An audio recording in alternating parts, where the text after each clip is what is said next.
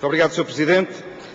Senhoras e Srs. Deputados, em relação ao projeto de lei número 716-10, apresentado pelo Grupo Parlamentar do PSD, a bancada do PS não coloca qualquer objeção, uma vez que se trata, poder-se-á dizer, de uma mera regulamentação.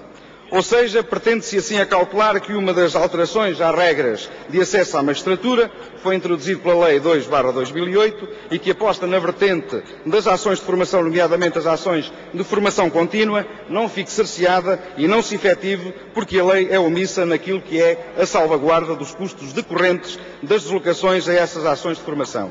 O PSD propõe, assim, o aditamento de um artigo à Lei 2/2008, no sentido de atribuir aos magistrados o direito ao abono de ajudas de custo e de transporte para a frequência das referidas ações de formação contínua.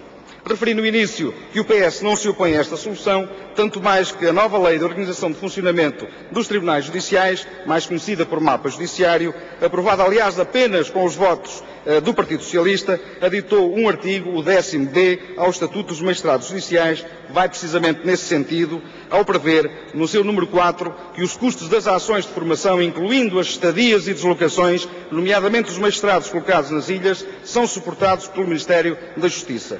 Concludentemente, a situação que o PSD visa agora a calcular está resolvida na Lei Orgânica dos Tribunais, faltando apenas a respectiva regulamentação, mercê do facto de, como é sabido, o novo mapa judiciário se encontrar apenas em vigor nas comarcas piloto. Por conseguinte, não vemos qualquer óbice em adiantar uma norma transitória que viabiliza a participação dos magistrados nas ações de formação contínua, sem colocar obstáculo em função dos custos. Ressalvamos, no entanto, que esta iniciativa deverá ser objeto de reflexão em sede de especialidade, nomeadamente porque levanta algumas questões administrativas que convém esclarecer quais sejam, quem paga e como, ou se o recebimento é via reembolso ou adiantamento. Parece-nos, por isso, que estas questões deverão ser reguladas por portaria.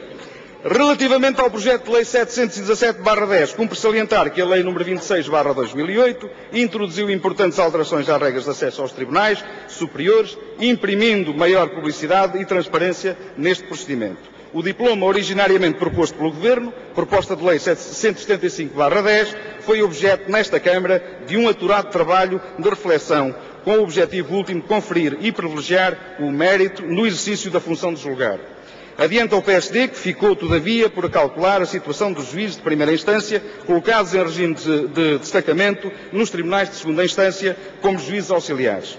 Poder-se-á até caminhar no sentido de concordar com a questão adiantada pelo PSD. Contudo, quer-nos parecer que também aqui qualquer alteração a introduzir deverá ser objeto de reflexão e trabalho em sede de especialidade, até porque não queremos que, precipitados em enxertos ad hoc, descaracterizem ou desvirtuem as importantes alterações alcançadas pela Lei nº 26/2008, designadamente nos domínios da transparência, da publicidade e do mérito. De qualquer forma, saliento que o projeto de lei 752 do PCP sempre é mais abrangente, uma vez que contempla não só os juízes auxiliares da relação, mas também os colocados em primeira instância com maior antiguidade. Muito obrigado.